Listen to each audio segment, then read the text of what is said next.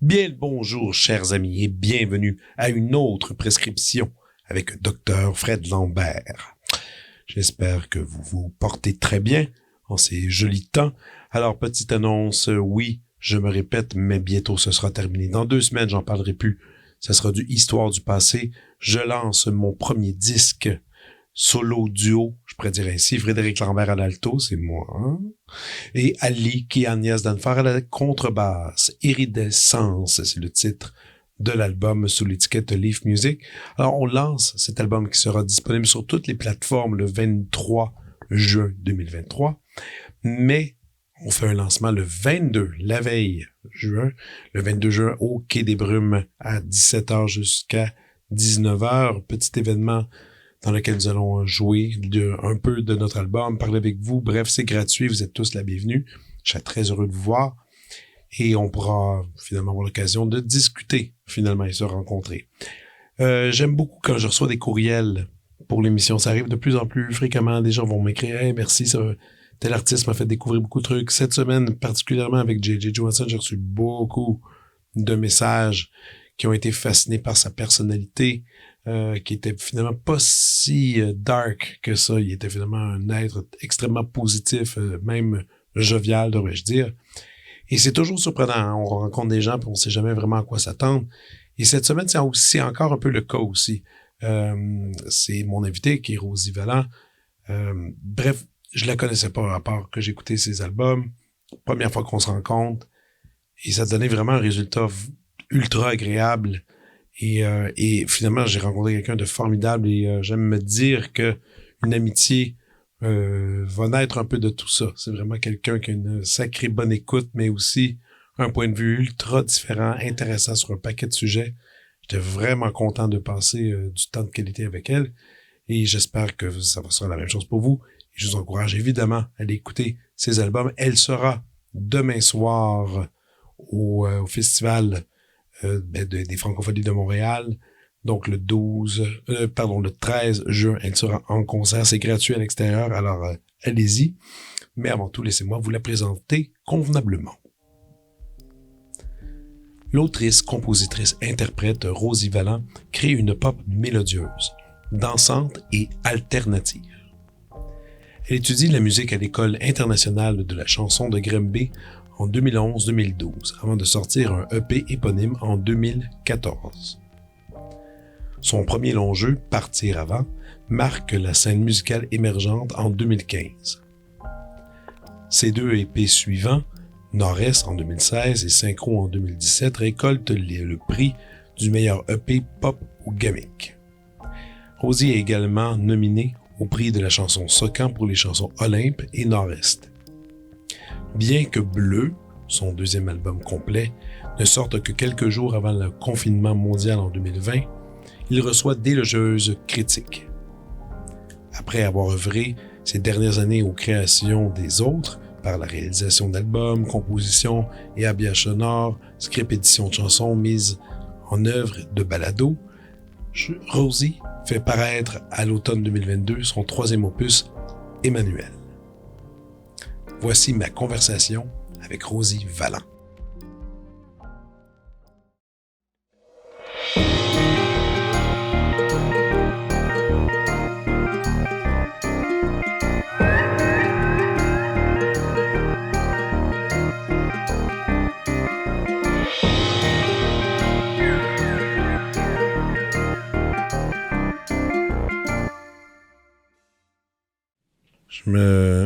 Je me trouvais drôle en m'installant parce que je pensais à ça. Toi, t'as fait un peu de podcast quand même.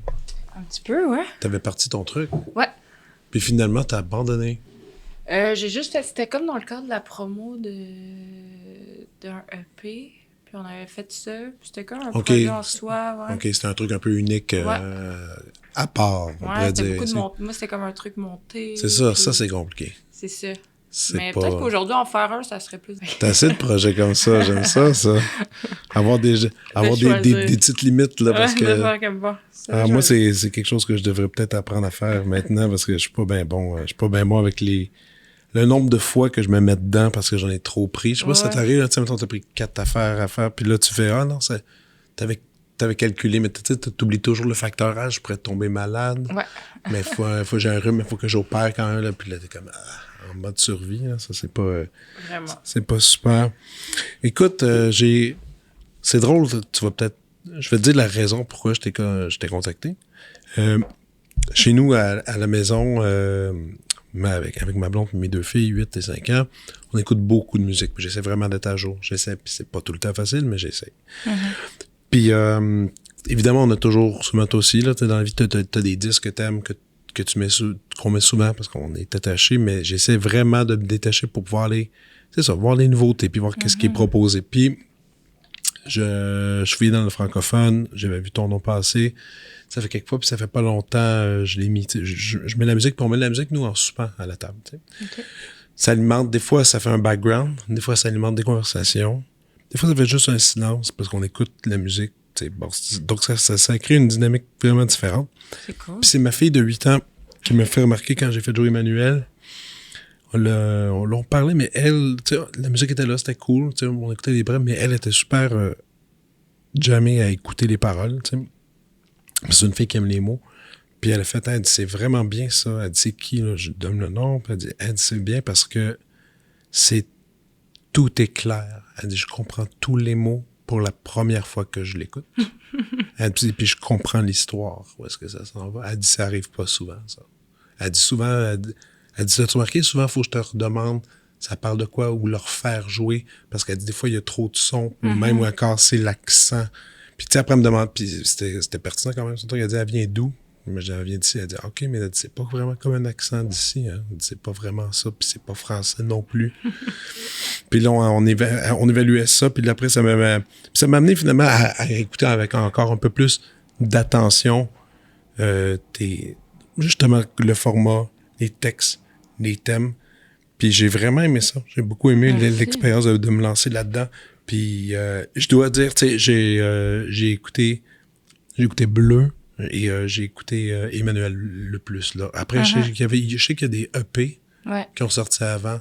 Ça, je me suis pas encore aventuré là-dedans. Mais peut-être qu'on pourrait aller avec ça, tu sais, aller peut-être même dans l'ordre présent. Tu sais, moi, l'album Emmanuel, j'ai trouvé ça super le fun. C'était rafraîchissant dans la structure, dans la... Comment je pourrais dire? Même dans la production sonore, tu sais. C'est pas... Ça sonne pas commercial, ça sonne pas indie non plus. Tu sais, c'est un peu comme... C'est vraiment hybride un peu là, dans l'esthétique. C'est pas si fréquent que ça en ce moment. Non, mais puis tu vois, c'est un exercice que j'avais essayé de faire avec Blue ou Bleu, là, j'ai sorti les deux, mais que je pense qu'il est moins réussi, tu sais. Je pense que... C'était une tentative un peu de ce type d'esthétique-là? Ouais, d'avoir les deux, d'être... Oui, indé, parce que j'ai commencé, mais je pense que mon background de base est quand même plus chanson, plus la voix, c'est ça qui m'a donné envie de faire de la musique. Donc, si moi, mettons, j'écoute les EP, ça va être un peu plus rock? Ouais, un peu plus. Okay. J'étais très influencée par mes collaborateurs, surtout par Jessie McCormack, avec qui je collaborais, puis tu sais, qui avait une empreinte très, très forte que j'ai laissée parce que ça me plaisait, mais après ça, c'est sûr que c'était peut-être moins moi, à 100%. Ouais. Fait que je pense que Blue, c'est le début de ça. C'est le début de moi qui veut prendre ma place dans mon projet, puis... C'est aussi la fin de la collaboration avec Jessie, tu sais, on l'a fait ensemble, mais je sentais que je tirais à couvert puis tout ça, mais... Ah oui? Ouais, dans le sens que je tirais la couvert, dans le sens que je pense que j'avais des idées, puis j'avais envie que ça sonne comme je voulais que ça sonne, mais en même temps, je collaborais avec quelqu'un avec qui il a sa couleur, puis il est super bon dans ce qu'il fait, mais je pense que c'est un album avec du recul que j'aime, mais que je trouve moins réussi dans cet exercice-là de faire les deux. Puis je pense qu'Emmanuel, c'est sa force, oui, c'est pop, mais je pense que c'est le commentaire que je reçois beaucoup, parce que c'est sûr que ma base de fans, c'est beaucoup des mélomanes et tout, mais c'est que la production est tête, est bonne, et c'est travaillé. Elle est belle, elle est clean, mais en même temps, c'est pas léché. Tu comprends ce que je veux dire? Ouais, c'est pas surchargé, c'est pas surloadé.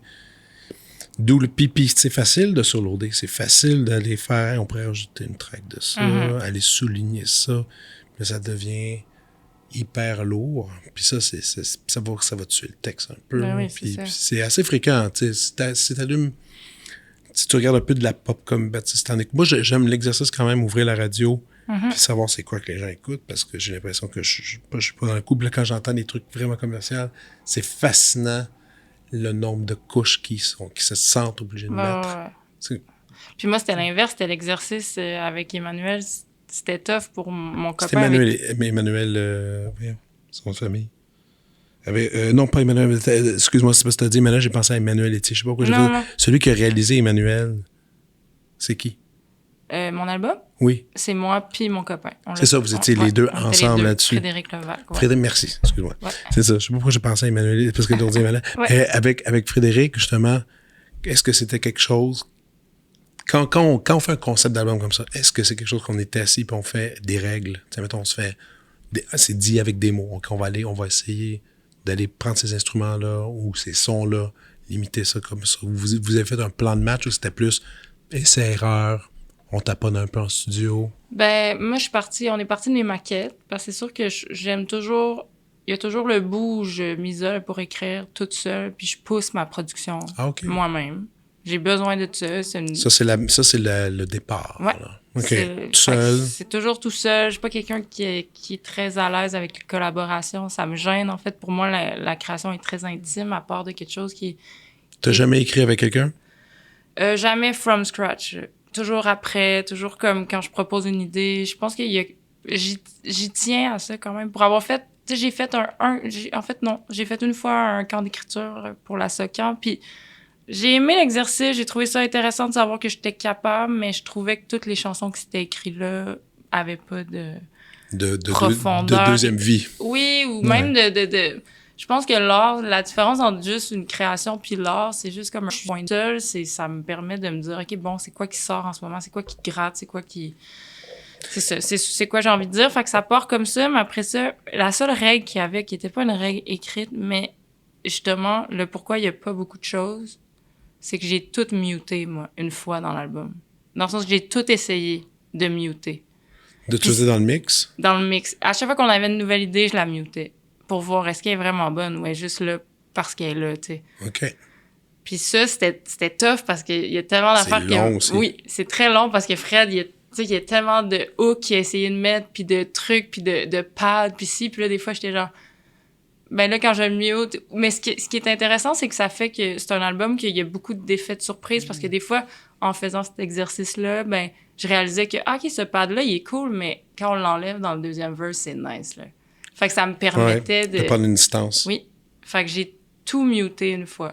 C'est sûr. Tu sais, comme ne serait-ce que le snare, tu sais, c'était vraiment l'idée de est-ce que ça a vraiment besoin d'être là? Puis je pense que c'était à contre-culture un peu avec Jesse, c'est l'art d'empiler, puis c'est l'art de cacher, puis c'est l'art de mettre des pads, puis il le fait tellement bien, mais là, j'avais comme le goût de l'inverse. J'avais le goût de, OK, si on met une idée, si on met une back, je veux qu'à plus 20 dB, elle soit bonne, ma back. Je veux pas qu'elle soit juste comme... je comprends. Je veux qu'elle existe, je veux qu'elle soit là parce qu'elle est nécessaire, puis que...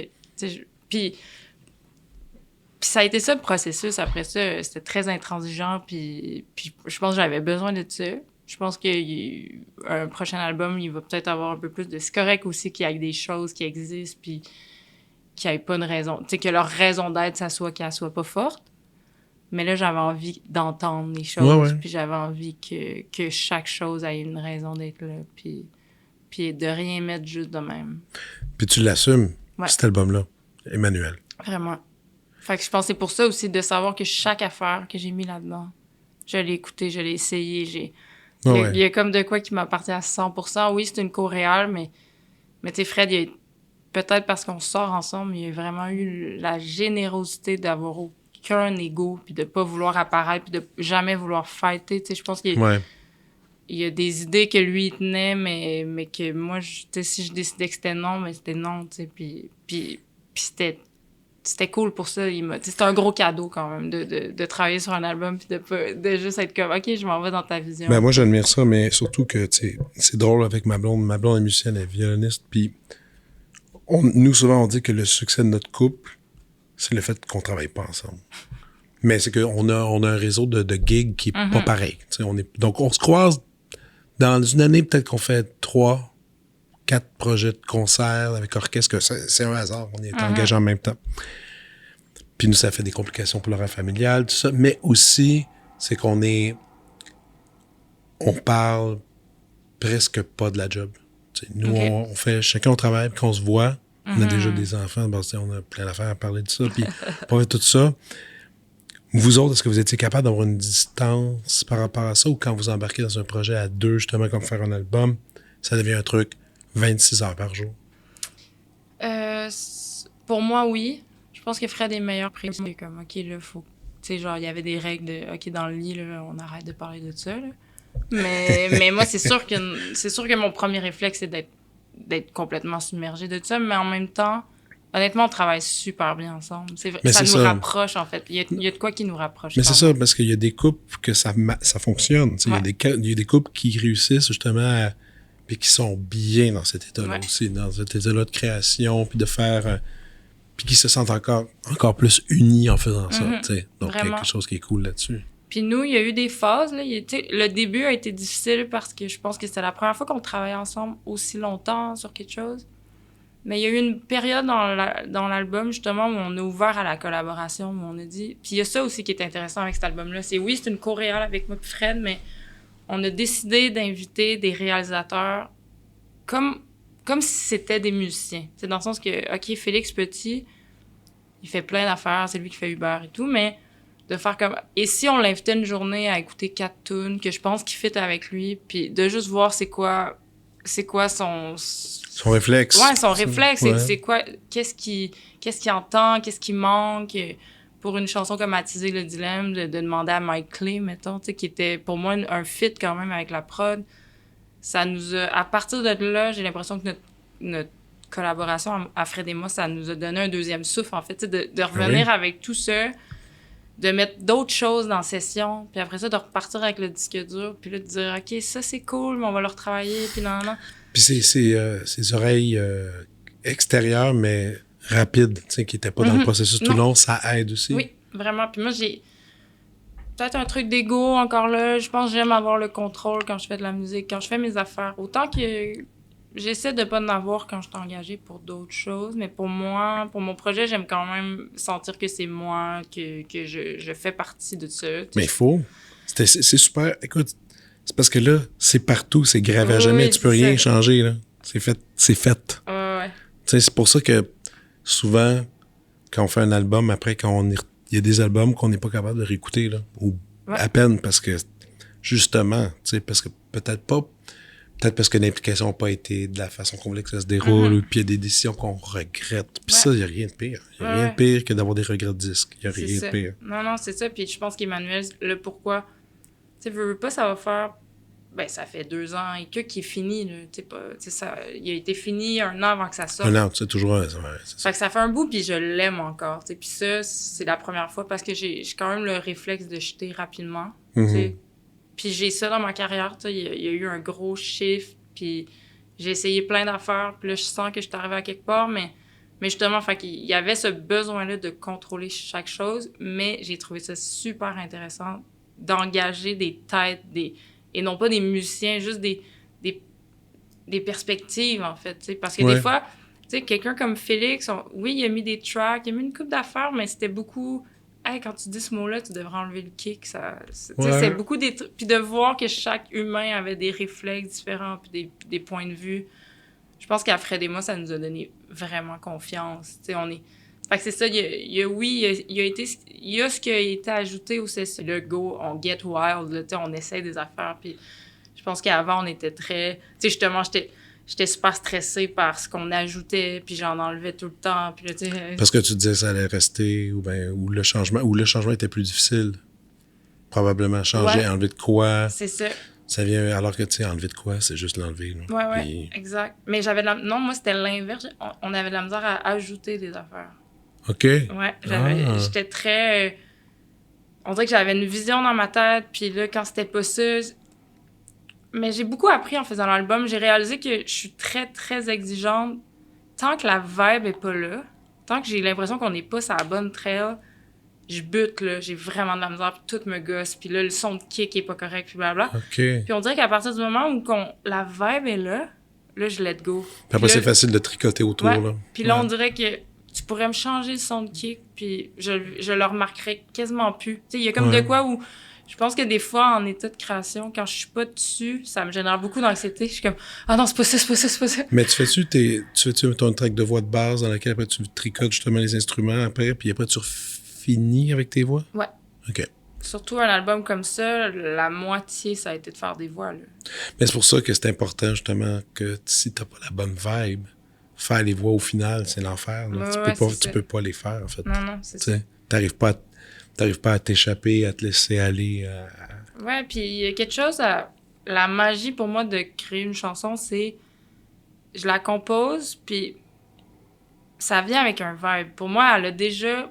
C'est comme si elle avait déjà tous ses arrangements, mais je suis juste pas capable de le mettre en mots, je suis pas capable de comprendre encore, mais je la ressens, puis le feeling... Je pense que c'est ça que je recherche après ça en studio. Faut comme je retrouve ce feeling-là où je suis comme... Mais il semble que quand je l'ai composé, là, même s'il y avait juste une guitare puis un kick, dans ma tête, c'était genre une toune de char, puis là, on n'est pas là encore, puis tu sais, je pense que tant que je suis pas dans cet état, je retrouve pas cet état d'esprit-là, c'est là que c'est dur d'ajouter des choses dans la session, puis que, on dirait qu'à chaque idée qu'on me propose, qui est pas ça, je pense que à ce moment-là de la création, je suis difficile. Je pourrais dire ce mot-là. Ouais? Ouais. T'as le droit. Mais après, je pense que je suis vraiment relax. Comme une fois que les vibes sont établies. Moi, je suis difficile quand je reçois les edits, les premiers edits. Ouais? Nous autres, c'est ça, c'est des edits en classique. C'est que tu fais un album de musique classique, mettons, comme là j'ai fait, c'était 3 ou 4 jours de studio. C'est tout. C'est tout. Tu pratiques des mois et des mois. Ouais. Là, tu fais la track. Tu fais, mettons, 20 bars. Puis là, tu fais, c'était-tu bon? On le refait encore. Là, tu peux le faire jusqu'à 20 fois. Tu fais écouter, oh non, il y a telle note, telle note. Ils prennent des notes, puis ils rassemblent le puzzle. Puis là, t'écoutes, puis là, tu fais, ah, non, ça marche pas. Ah, puis là, puis là, écoute, moi, j'en fais des gros chemins, puis l'angoisse. Moi, c'est ma paix. Puis pourtant, quand j'enregistre, j'adore enregistrer. Mais quand je reçois le résultat après, puis qu'il faut que je donne mes notes, que j'approuve si c'est bon ou pas bon, puis qu'est-ce qu'il faut retravailler, là, je perds du poids, là. C'est comme c'est ça. l'enfer. Je pense qu'on a tous nos moments, tu sais, puis les choses qui nous irritent davantage. Tu sais, moi, justement, on mixe, j'étais assez relax. Ah ouais, ça, t'aimes ça? Ouais, parce que pour moi, puis ça, je le vois, là, ils pitchent les chansons au mix, puis ils ont comme une attente un peu... magique. Imaginaire, tu sais. Pour moi, il y a de quoi qui fonctionne pas. Tu sais, pour moi, c'est genre, si t'aimes pas ton rough, t'aimeras jamais le mix, tu sais, puis... Fait que c'est pour ça que pour moi, c'est bien dit, mais c'est bien dit, ça. Si t'aimes pas ton rough, t'aimeras pas le mix. Puis c'est vrai, le mix, ben, il y a des histoires, là. Il y a des histoires de gens qui ont réussi à sauver déjà des albums, mais c'est des hasards puis des miracles, là. Ouais. Faut quand même que ton stock de base soit solide puis que t'en es fier. Parce que sinon, ça va mal aller. Là. Non, c'est ça. Puis essaie, tu sais, place des affaires, tu sais. Moi, pour moi, un rough, c'est comme... Essaie d'aller le plus loin que tu peux, tu sais, puis je pense que ça, c'est à chaque étape, tu sais, pour moi, c'est, même mes maquettes, j'essaie de les pousser le plus loin possible, après ça, que ça soit de me rendre au bout de chaque étape, tu sais, la production, rends-toi au bout, les roughs, rends-toi au bout, puis après ça, c'est juste des cadeaux, c'est juste des nouvelles perspectives, mais... Fait que c'est pour ça que, au mix, j'étais assez relax, mastering, c'est bien rare que... Tu sais, c'est ça, c'est toute l'idée de... J'essaie qu'au mix, j'aime déjà les niveaux, puis qu'il y a déjà une balance, puis tu sais, fait que... Écrire, y a-tu du stress là-dessus? Et que quand tu vas à la base, quand tu dis là, tu sais, que tu recherches ton truc, tu sais, je lisais la description d'Emmanuel, puis je l'aimais bien, la description de l'album, tu sais, c'est une espèce de retour aux sources, un retour aussi à ton vrai nom. Ça, je trouvais ça drôle. J'ai dit, ah, OK, je savais pas, je l'ai appris, tu sais, en lisant là-dessus. Même la pochette, tu sais, moi, j'adore la pochette d'Emmanuel. Merci. Je la trouve écœurante. C'est qui a fait le visuel? C'est Laurence Fafard avec moi-même. Sérieuse? Ah ouais? Ah ouais, cool. On a fait ça ensemble. Mais... Belle fun. Mais tu sais... J'ai fait le puzzle, en fait. Il a fallu que je fasse le puzzle. OK. Mais tu vois, ça, je trouvais ça l'idée, justement, de se définir, de définition de soi, de la quête de de sa personnalité, tout ça, puis justement de dire que c'est tout en morceaux, puis qu'il faut prendre justement un temps calme, parce que c'est ça vraiment faire un puzzle. Moi, j'haïs faire les puzzles, je suis pas bon là-dedans, mais tu sais, je regarde mes enfants quand ils en font, justement, c'est qu'ils prennent le temps, puis c'est d'organiser ta pensée, puis tout ça, puis de mettre ça en place, puis tu sais, c'est une image forte, je trouve, tu sais. Ouais, non, quand on cherchait quelque chose, puis quand on est arrivé au casse-tête, parce que la photo était claire, je savais que c'était cette photo-là. OK. Mais on voulait que ça soit... Présenté autrement. Ouais, là. imprimé sur quelque chose. Puis là, on était comme des tasses. Puis le puzzle, c'était comme l'idée la plus simple et la plus belle, puis qui avait 1000 métaphores aussi à faire avec ça, puis qui revient à l'enfance aussi. Il y a comme que ça apporte tellement quelque chose à la photo. Puis c'est une photo...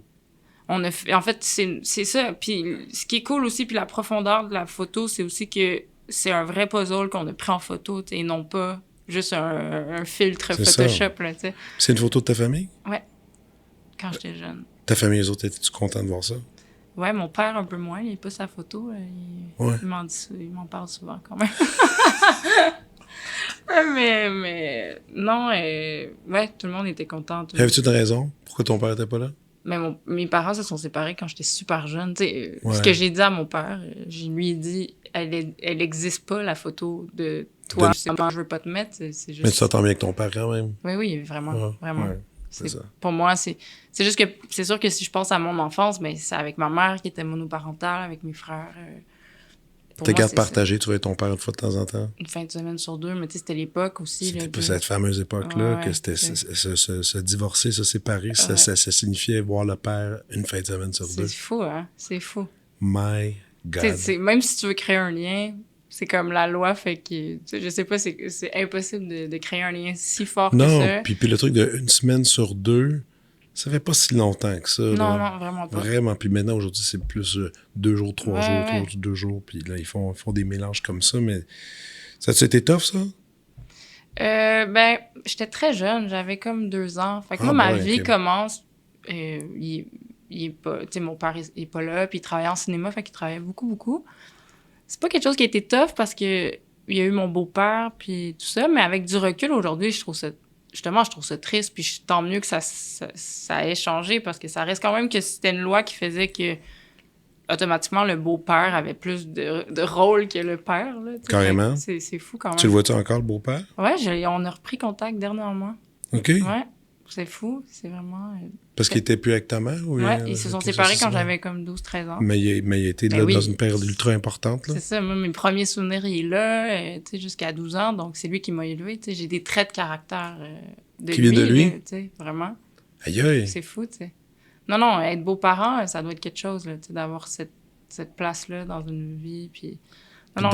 Mais est-ce que ta mère et ton beau-père avaient eu en plus un enfant, ou non, ils n'ont pas rebâti, c'est ça, lui, il était là? Ouais. Il s'est greffé à cette gang. Ouais, vraiment. Puis il était super cool, puis la musique vient un peu de lui, en fait, tu sais, genre, c'est lui qui jouait la guitare, c'est avec lui que je chantais, tu sais, fait qu'il y a plein d'affaires qui viennent de lui, ouais. Ça doit être bizarre, là, quand lui est parti, ça doit être bizarre. Vraiment, ça. puis, tu vois, je suis en thérapie dernièrement, mais c'est la première fois que je reparlais de lui, puis que je pense qu'à l'époque, probablement comme par désir par protection, j'ai vraiment minimisé ça, puis avec du recul, je vois que c'est probablement la chose qui m'a le plus affectée dans ma vie, là. Il y a un avant puis un après, tu sais, il y a plein d'affaires que... après ça, je suis tombée super rebelle. Moi, mon adolescence a été rock quand même. Puis, tu sais, avec du recul, je suis comme... Ah ouais, c'est ça, c'est quand il est parti, tu sais, c'est clair que ça a été... Il y a une réaction. Oui, il y a eu une réaction, mais je pense que j'avais pas la maturité pour comprendre, puis comme un peu... j'ai minimisé à l'époque, mais aujourd'hui, je fais... Ben, tu te protégeais. Ben oui, c'est ça, vraiment. Mais j'avais même pas réalisé ça, même adulte, puis même dans d'autres thérapies que j'avais fait. Mais là, c'est ça, j'ai repris contact avec lui. C'est super cool. C'est-tu à cause de la thérapie, tu as décidé, faudrait peut-être que je la... Ouais, puis c'était le fun. Vraiment. Lui va bien, il y a une autre vie, évidemment, probablement. On a repris contact, là, il est venu à la fête de ma nièce l'autre fois. C'est super cool. Wow! Mais c'est le fun de voir, puis de reparler avec lui, de voir comme à quel point il a été bon, à quel point ça a été une bonne personne. Puis tu en as parlé, évidemment. Ouais. Puis il a dû être touché de ça. Ouais, c'est quelqu'un de très... qui est pas dans l'émotion, mais oui, il était très, très... Il était content. Wow! Puis ta mère, elle trouvait ça-tu bizarre ou bien? Non, du tout. Elle était contente, je pense. Tout, il était important pour mes frères aussi, mais il était un peu plus vieux. Je pense que pour moi, c'était tellement...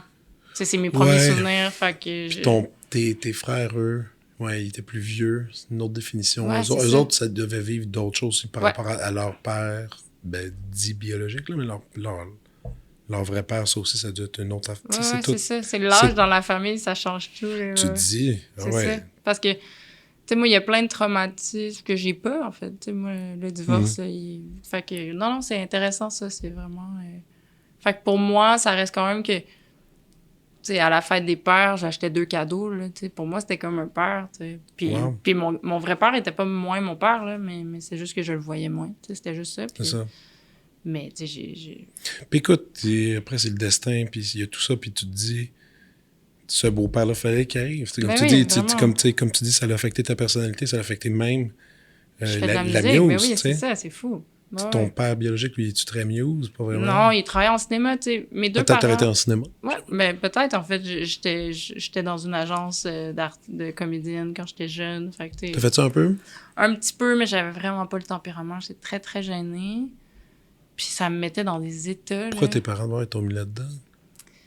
Je pense que, je sais pas, tu sais, les trois, on était comme dans une agence, là. Mon père faisait du cinéma. Ouais, ça puis, faisait partie ouais, un peu. Puis là, un peu. ils on cherche 3 jeunes pour faire de quoi, puis Ok. on le faisait, mais... Et moi, ça fait plusieurs fois que je me fais proposer ça par des agences pour mes enfants, puis Ah non, jamais. jamais, Jamais. over my dead body, que je vais Ouais. faire ça. Mes enfants, j'aurais trop Non. la trouille, trop la... Non, c'est pas des... Mais je pense que c'est mieux. Aujourd'hui, là, les plateaux sont Oui. vraiment plus cool, mais Oui. moi, à l'époque, tu travaillais. Là. C'est quand même étrange, en fait, qu'on fasse travailler des enfants, là, quand tu y penses. Maintenant, pense à Macaulay Culkin dans Home Alone, Ouais, comment c'est ça ça. devait être bizarre. D'ailleurs, Ouais. Guy était un peu bizarre aujourd'hui. C'est Mais tu sais, ça devait être rough, là. Ouais. Rough, là. Puis tout le... le C'est aussi le rapport d'image aussi. Puis Le là, rapport à l'argent, tu sais, moi, je me souviens, Ouais. on a acheté une piscine, là. Tu sais, moi, c'était un peu un gag, là, mais tu sais, mes 3 frères, on avait fait quand même beaucoup d'argent, puis là, ma mère, bon, qu'est-ce que vous voulez faire avec cet argent-là? OK, on va s'acheter une piscine 28 pieds, hors terre, avec un deck. C'est qu'on s'est payé, genre, j'avais 6 ans. Avec cet argent-là. Ouais, mais tu sais, c'était cool, tu sais, ma mère était comme, bon, vous avez des sous, qu'est-ce que vous voulez faire? Puis là, je me souviens, là, genre, C'est quand même cool, ta mère. Ouais, c'était très cool. T'sais. Mon frère avait comme l'idée, là, on avait été s'asseoir, qu'est-ce qu'on fait? Tu sais. Ben, une piscine en plus. Ouais, on tout a joué dedans. était dans le coin de Saint-Césaire à l'époque. Saint-Césaire. Ouais. Ah, t'es content d'avoir une piscine Ben oui, pendant, non. pendant l'été? Vraiment, non. Tu sais, je pense qu'en fait, en plus que c'était notre piscine, on était toujours dans puis l'eau, on capotait. Le voisinage vous adore. Tu Ouais. t'as soudainement bien des amis. Là. Vraiment. Non, c'était cool. Non, c'était... As-tu des trucs qu'on pourrait te retrouver, J'ai- des images d'enfants? J'ai fait des muses orphelines quand j'étais jeune. No qui étaient- way! Ouais, OK. ouais, mon père était là-dessus. Mais Puis il travaille encore là-dedans? ouais, mais là, aujourd'hui, il travaille dans une agence d'artistes, mais il a travaillé 30 ans assistant réalisateur. Wow. Ouais, grosse job. Plateau de tournage tout le temps, Ouais. tout le truc. Il m'invitait souvent. Ce vidéo, ce plan séquence, peux-tu me donner un peu plus de détails? Ben oui, c'est ça. C'est sur ma chanson Une fin féconde qui parle des co-anxiétés que je vis. Puis Tu vis vraiment ça pour vrai? oui, mais étrangement, moins depuis la pandémie. OK. Alors que Je sais. que l'environnement est encore pire que jamais. Je pense qu'avant, j'étais vraiment dans l'éco-anxiété, genre je faisais mon pain, mon yogourt, j'ai mon jardin, j'ai ci, blablabla. Je me mettais énormément de pression d'être dans l'autosuffisance, puis dans le zéro déchet, puis ci, puis ça. Très dans la culpabilité de consommer. Puis on dirait que la pandémie est arrivée, puis là, c'était trop. Tu sais, je pouvais pas me rajouter ça en plus. Il y avait comme de quoi où là, j'ai comme vu le bout de tout ça, puis là, on dirait que cette culpabilité-là, elle m'est comme partie, puis elle est pas revenue. Puis je la cherche pas, là. Mais Je pense que c'est correct. T'as pas non plus changé tes habitudes tant que ça. Non, parce que je pense pas que je suis quelqu'un à la base qui consomme pas tant que ça. J'ai pas d'auto, j'ai pas de... Tu sais, je pense que Mais je pense qu'avant, je vivais avec une culpabilité énorme. Puis je m'en demandais beaucoup. Puis je pense que c'est correct. Tu sais, je pense qu'il faut faire notre part et tout. Mais je pense que cette culpabilité-là, je suis contente qu'elle m'ait quittée. Puis étrangement, c'est à cause de la pandémie. Juste, je pense par un espèce de trop-plein. Mais là, on dirait que Mais tu sais, moi, nous, c'est exactement la même affaire que toi, mais tu sais, c'est surtout ma blonde qui a pris ça en main, full compost, tu sais, on fait vraiment attention, tu sais, puis on est fiers, tu sais, qu'à chaque vendredi, c'est aujourd'hui, les vidanges sortent, puis tu sais, on a toujours le plus petit sac sur la rue, puis on est toujours bien fiers de ça, puis on n'a pas de voiture, puis mais à un moment donné, c'est comme, il y a la façon de plus être anxieux, selon moi, c'est de juste de te faire des bases super solides sur tes actions, puis de les respecter. C'est ça. Puis t'arrêtes ça, là. Oui. Parce que, puis de pas, c'est difficile, parce que des fois, tu regardes le voisinage comme qu'est-ce qu'ils font, là, t'es comme, tabarnouche. Puis là, tu pensais à ça, puis les bouteilles en plastique, puis t'es comme, oh my God. Mais en même temps, c'est comme tu dis, à un moment donné, c'est plus gros que nature, là, tu sais. Oui, c'est ça. Puis je pense que, c'est un peu cliché de le dire, mais c'est vrai que c'est, à un moment donné, c'est comme, moi, j'ai beau culpabiliser, là, mais si le gouvernement fait rien, si les multinationales continuent, tu sais, là, c'est moi qui porte une culpabilité qui, on va se le dire, même si j'avais un char, même si tu sais, ça serait même pas si grave, tu sais. Fait que, c'est ça. Fait que je pense que ça, je m'en départis tranquillement, mais il reste qu'une fois que fait compte, je l'ai composé quand je le vivais, puis c'était le début de la pandémie et tout. Puis c'est quelque chose qui m'habite, tu veux pas cette peur-là de... Tu sais, dans la chanson, je le nomme, tu sais, c'est comme, comment tu fais pour continuer à rêver, tu sais, c'est tellement des choses que j'entends, tu sais, même par rapport aux enfants, tu sais, est-ce que j'en fais, est-ce que j'en fais pas, est-ce que... Ça, c'est un gros débat en ce moment, hein, justement, ça, par rapport à ça, tu sais. Vraiment, qui se fait. Puis même, tu sais, puis c'est parce que quand t'es dans cette loupe-là, tout peut finir... Tu sais, quand tu fais juste te répéter que c'est la fin du monde, ben là, même pourquoi faire de la musique, pourquoi ci, pourquoi ça, tu sais, il y a comme de quoi qui... Puis tu peux rapidement atterrir dans une dépression, là. C'est ça. Fait que c'est un peu ça. C'est une question... C'est une chanson dans laquelle je pose beaucoup de questions, en fait. Tu sais, c'est juste comme, hey, toi, comment tu te sens? Parce que moi, c'est ça que je vis, puis bref, je voulais faire une vidéo. J'ai eu cette idée-là de projeter sur moi, de faire une performance live où je chante. C'est super le fun. Puis j'ai projeté des images de changement climatique, puis l'image est forte. Je pense que c'est simple, c'était surtout un truc de montage à la base de projection, là, tu sais. Mais ça s'est fait super bien, puis je pense que j'aimerais ça pousser ça plus loin tu sais, j'ai déposé pour réaliser un clip aussi. Ça dépend des financements, là, mais je pense que j'ai clairement besoin de toucher à plus qu'un médium, tu sais. Je pense que j'ai des idées autres que juste la musique, puis ça me plaît bien. Mais la musique aussi peut se transporter dans plein de médiums ou de se manier de d'autres façons. Puis, tu sais, après, tu peux faire... Tu sais, moi, j'arrête pas... Moi, je suis toujours un peu fasciné de voir à quel point les musiciens... j'ai de la misère. Je peux pas te dire que t'es une musicienne pop. C'est pas vrai. Mais comme t'es une musicienne quoi, alors? Qu'est-ce qu'on dirait? En ce moment, je dis que je fais de la pop. Pour vrai, ça l'est, tu sais, parce que... Puis surtout, moi, j'adore la musique qui se fait en France en ce moment, puis je veux dire, c'est très pop, là. Bon, que les musiciens pop collaborent pas plus avec des danseurs, tu sais. Les danses contemporaines, pis ces affaires-là. Il y a plein d'affaires à faire. Vraiment. Il y a plein d'affaires, le fun à faire dans ce milieu-là. C'est sur le clip, cinéma. Écriture d'un livre, c'est un truc qui... J'aimerais beaucoup. C'est un de mes plus vieux rêves, en fait. Je pense que j'ai écrit des romans à 4 ans avant d'écrire des chansons, là, ça, c'est sûr. Ouais. J'ai toujours rêvé de ça. Je travaille en ce moment sur quelque chose, mais c'est pas encore si tangible que ça. Mais oui, assurément que c'est sur ma bucket list. Là. Ah ouais, t'as un bucket list. Mais c'est super indiscret. T'es pas obligé de le dire, mais tu sais, je sais même pas t'as quel âge. Je sais même pas... 31. T'as 31. OK. C'est pas indiscret. Non, mais il y en a qui trouvent ça impoli. Là. Ouais, ça, c'est drôle, cette affaire-là. C'est impoli de dire son âge. Moi, je suis comme... Je pense que peut-être une autre génération le trouvait. Peut-être une génération trouve qu'ils font... Je pense qu'aujourd'hui, tu sais, il y a des choses qu'on a gagnées, dont je pense qu'il y a encore de l'âgisme là, pour les femmes, mais je pense que 31, c'est pas vieux. Là. Ça va. Non, moi aussi, je pense que c'est pas vieux. Mais c'est vrai que... Par contre, c'est vraiment pas fini l'âgisme avec les femmes. Non, vraiment pas. Non, c'est ça. Là, ça va. Je me sens, à 31, je me sens encore jeune. Je pense que... Mais même en musique, je dis ça, mais en musique, je me sens vieille, tu sais. Parce qu'il y a tellement un il y a beaucoup de relève ou c'est ça? Ben, il y a un prix qui est fait sur la relève, puis moi, j'adore ça. Tu sais, c'est vrai même financièrement, on finance beaucoup la relève. Mais après, tu sais, c'est fou qu'après 10 ans, les subventions, ils drop, là, tu sais, comme, sur tout. Tu sais, moi, je suis plus financée par bien des affaires parce qu'il y a beaucoup d'argent mis sur la relève. ce qui est cool, mais en même temps, il y a cette idée-là que c'est dur quand même perdurer, je pense, en musique au Mais Québec. ça. Mais je pense que tout court, là, mais Oui. cette idée-là de... Tu sais, moi, je le vois, c'est mon 3e album. Tu sais, l'album Emmanuel, moi, j'y crois, puis je l'aime, mais c'est vrai qu'il est plus difficile à vendre parce que c'est pas un premier album, tu sais, c'est pas... J'arrive pas... Il aurait fallu que je change de nom, ou tu sais, que je... Mais en même temps, moi, j'avais pas envie de changer de nom parce que je trouve que ça fait du sens d'évoluer, puis de changer, puis de... Pour moi, c'est full cohérent.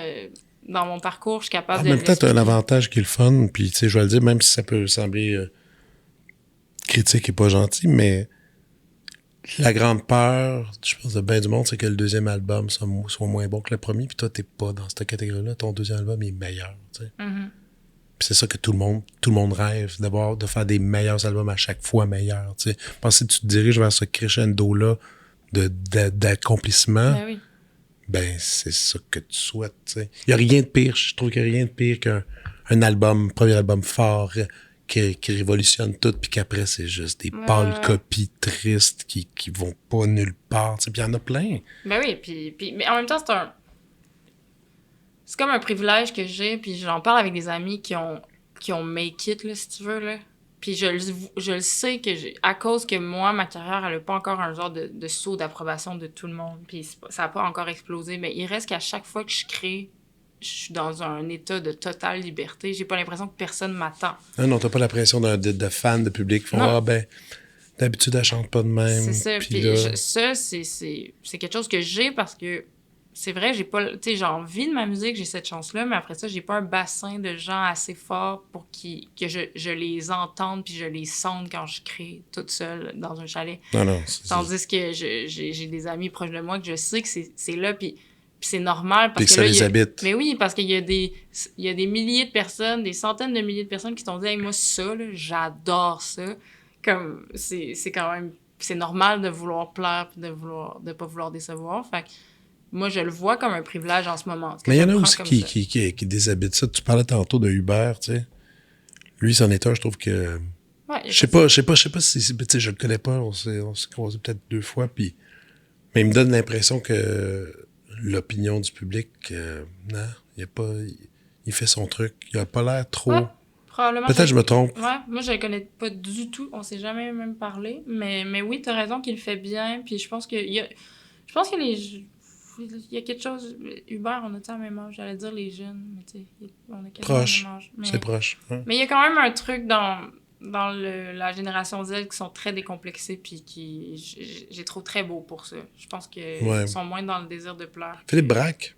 Ouais, Phil, moi, c'est mon idole. Lui. Mais lui, c'en est un, je trouve, un exemple parfait. Parfait. C'est sur ton album qui vient tout juste sortir. Parfait. C'est la première phrase. Tous ceux qu'on aime vont mourir. Avec un éclat de rire. Puis là, ça part instrumental. Là, j'étais comme, oh boy, OK. Puis ça, c'est le fun. Je l'adore, Phil. Tu sais pas qu'est-ce qui va arriver, tout ça. Puis il y a quand même ses fans. Ça doit faire des vagues. Tu sais, il doit y avoir du monde qui décroche, moi, Philippe Braque, c'est plus comme ça. D'autres, mais il y a ce berceau de fans qui sont comme, fais ce que tu veux. Puis j'embarque, tu sais. Ça, c'est les meilleurs fans du monde. Tu peux pas avoir plus fun que ça. Là. Mais c'est vrai que ça demande... Moi, je pense que j'aurais peur de ça. Ça dépend de ton tempérament. Moi, je pense que j'ai un tempérament qui cherche à plaire. Je pense que je suis comme ça. Fait que je pense que Mais je pense qu'un peu tout le monde essaie dans ce métier-là de chercher une certaine approbation. Plaire est un gros terme. Tu sais, plaire, ça peut être plaire au public, plaire à ses proches, plaire au milieu. Tu sais. Ben oui, mais moi, longtemps, tu sais, je parle de mon premier album, Partir avant. Ben, puis tu sais, même Blue, tu sais, tout le moment où je travaillais avec Jessie, il y avait quand même un gros désir de plaire à mes pères, tu sais, bien plus qu'à moi-même. Moi, c'est encore ça.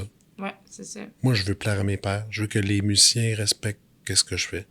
Mais moi, je pense que je comprends le prisme, mais c'est juste que pour moi, ça mon inner, là, c'est genre d'aimer Céline, puis genre Justin Bieber, puis tu sais, fait que je pense que genre je me suis un peu éteint là-dedans, j'ai voulu être cool, j'ai voulu faire des trucs genre que mes confrères allaient aimer. Ouais. Surtout, il y a 10 ans, il reste que une femme. Il y en avait moins, tu sais, genre, fait que là, je voulais être rock, je voulais comme arriver, puis tu sais, être musicienne, puis blablabla. Et moins chanteuse, parce que dans ma tête, c'était pas si cool. Mais là, tu vois, c'est ça, c'est un peu ça avec cet album-là, Emmanuel, de faire comme de juste m'enlever tout ça, puis de juste faire la musique qui me fait triper. Puis je pense aussi que c'est possible à cause de... Ben, l'époque, elle a changé, là. Tu sais, la musique en 10 ans, c'est autre chose. Tu sais, justement, la pop, elle a une meilleure réputation. C'est moins jugé. Je sens que je peux... Je sens que j'ai plus de place pour comme le faire. Mais clairement, il y a 10 ans, quand je faisais de la musique, il y avait quand même tout de suite l'idée du regard des autres. Puis pas du public. C'est ça que c'est plus là où Emmanuel, pour moi, c'est quand même un album qui est fait pour les gens qui m'aiment. Genre un public qui est fait pour... Qui est pas fait pour juste que ça soit des musiciens ou qu'il y ait des rooms qui trippent. Là, parce que je l'ai vécu, tu sais, d'être aimé par mes pères, c'est cool, mais ça remplit pas de salle, puis c'est pas tes pères qui écoutent ta musique, puis c'est pas tes pères qui... Tu sais, moi, à un moment donné, c'est genre, hey, j'ai envie que ça parle à du monde. Ouais, puis que ça soit célébré. C'est ça. Fait que, tu sais, les exemples qu'on parle depuis tantôt, mais il reste quand même que c'est des gens... Les pères les aiment, mais c'est aussi, ils ont un public, tu sais, puis moi, Absolument. C'est ça mon rêve, en fait, depuis que je suis jeune, c'est juste d'avoir un public, tu sais, fait. Puis je trouve que ça se construit lentement quand même. Ouais, c'est ça. C'est mieux lentement que rapidement, ça c'est sûr. Mais mes efforts au début, clairement, étaient pas là-dessus. T'sais, on dirait que même je faisais des shows, j'allais pas voir les gens après les spectacles. Mes énergies étaient vraiment sur être cool à Montréal. Écoute, ton objectif, il faut que ça soit celui-ci. Je lisais un article un matin, ça me faisait capoter, sur Taylor Swift. Ouais. Puis là, tu sais, mettons, les reventes de ces billets écoute, c'est rendu une affaire tellement absurde. Tu sais, ça va dans les 1000, 3000. Puis, tu sais, tout est sold out. Tout est sold out. Que les fans, c'était des fans, puis écoute, c'est New York Times. Vous me croyez pas, allez fouiller. Puis que les fans se mettaient des couches d'adultes, parce que le show, il est 2h30 sans entracte. Puis ils ont dit au prix que ça m'a coûté, je veux pas manquer ma toune. Ça, ce sont des vrais fans. C'est des fans. Ça, c'est du commitment que j'ai jamais entendu fou, de toute ma vie. Puis des articles là-dessus avec des gens pas gênés de l'expliquer. Il y a une fille sur TikTok qui a fait une vidéo qui a montré comment elle installait ça pour aller. C'est malade. C'est malade. J'ai jamais entendu parler de ça. Mais là, je pensais... Mais ça m'a quand même habité, cet article-là, aussi stupide que ça l'est. Je pensais à ça, je me disais, waouh, il y a quand même des gens qui se donnent. Puis quand ils se mettent à aimer. Comme, tu sais, à un moment donné, il y avait des articles, genre AC/DC part en tournée. Puis ils ont comme des groupies qui, eux autres, prennent des vacances pendant la tournée, puis ils vont à chaque show dans chaque ville. C'est fou. T'as-tu déjà été groupie? T'as-tu déjà été pas groupie comme eux, là? Mais tu sais, genre... Jamais mis de couche. Mais, non. Non, mais tu vois, James Blake, l'été passé, j'étais allée à Paris le voir. T'es allée à Paris? Ouais, j'étais allée, j'avais une amie, j'avais Safia qui était là-bas, mais j'ai vu qu'il jouait à un festival Rock en scène, puis j'ai dit, hey, j'avais jamais vu James Blake. Oh, moi, je l'ai vu une fois. Je l'ai vu à Montréal. C'est la première fois. Malade. Au Métropolis. Mais j'aimerais ça le voir en salle. Tu sais, là, c'était dehors, mais j'ai capoté. Mais tu sais, j'étais... Puis comme justement, là, j'ai attendu... J'étais en avant, sur les gates. Meilleure place. C'est ça, ouais. Meilleure place parce qu'ils chantent pas... Ils chantent pas pour dans le fond. Non, il est super... Mais c'est fou. Puis, moi, quand je l'ai vu au Métropolis, Metellus, machin, là, qu'il l'appelle, la salle, c'était cool. Puis c'était avec ma blonde. Puis tu sais, James Blake, il y a une signification particulière pour nous deux, on capote, ça, quand on a commencé à se dater, on écoutait ça. Puis, j'étais content d'être en avant parce que ça commençait là, déjà l'époque de les selfies, puis filmer, puis le monde en arrière, comme tu connais la salle, tu sais, le monde au bar parle tellement fort, puis c'est une musique tellement soft, tu sais, que t'entendais toujours en background les gens parler, crier en arrière, puis tu sais, le monde, c'était capoté, le monde disait chut, dans la place. C'est clair. Pour laisser la vibe, tu sais. Mais moi, j'avais adoré, là. Moi, c'est... Ben, c'est un artiste complet, là, pour moi. Ah non, il est débile. Même son dernier, le plus récent disque qu'il a fait, mais, super bon. Moi, James Blake, là, je vais te le dire, à chaque fois qu'il sort de quoi, il est comme avant moi, dans le sens que j'écoute le disque, puis je me dis, je pense que j'aimais mieux l'autre. Puis Calice, il a tout le temps raison. Comme après 2-3 mois, je me dis, ah non, il est meilleur. Ah ouais, il est fou cet album-là. Puis là, on dirait qu'il est toujours il est toujours prêt à aller ailleurs avant moi. T'sais. Mais c'est toujours bon à la première écoute. Mais j'ai jamais été flabbergasté. Plutôt j'écoutais, je disais, c'est bon. Puis après un certain temps, tu dis, non, c'est malade. Il y a plein de détails, il y a plein de couches, il y a plein de... Mais j'aime cette affaire-là où, tu sais, c'était Overground, mettons, là, je suis comme, ouais, ça c'est mal, là, il sort l'autre, là, je suis comme, je sais pas. Et finalement, tu sais, 6 mois après, je suis comme, c'est mon album préféré. Puis on dirait que c'est ça à chaque fois. Mais moi, James Blake, le premier, là, l'éponyme, le premier album, tu sais, je l'ai tellement écouté. Puis aujourd'hui, je l'écoute plus. Mais il faudrait que je le remettrais, que je l'aimerais. Mais ça. Là, je suis bien plus dans les récents, puis je les trouve super le fun. Je trouve qu'il évolue bien. Puis moi, Assume Form, ça a été une grosse ref dans les textes par rapport à chanter l'amour qui va bien.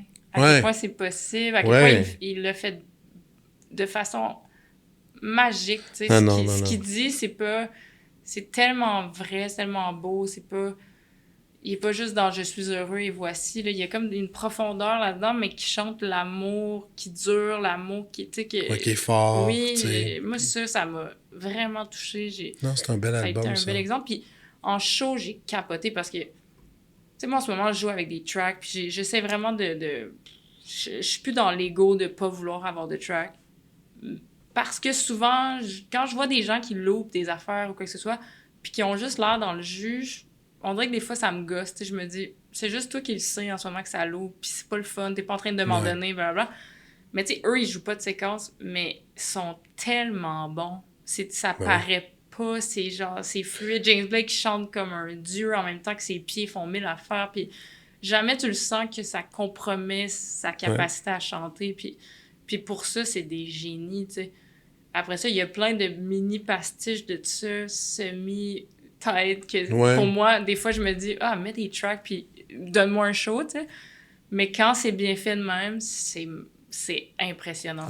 James Blake, c'est un jeune qui en a encore beaucoup à donner, tu sais.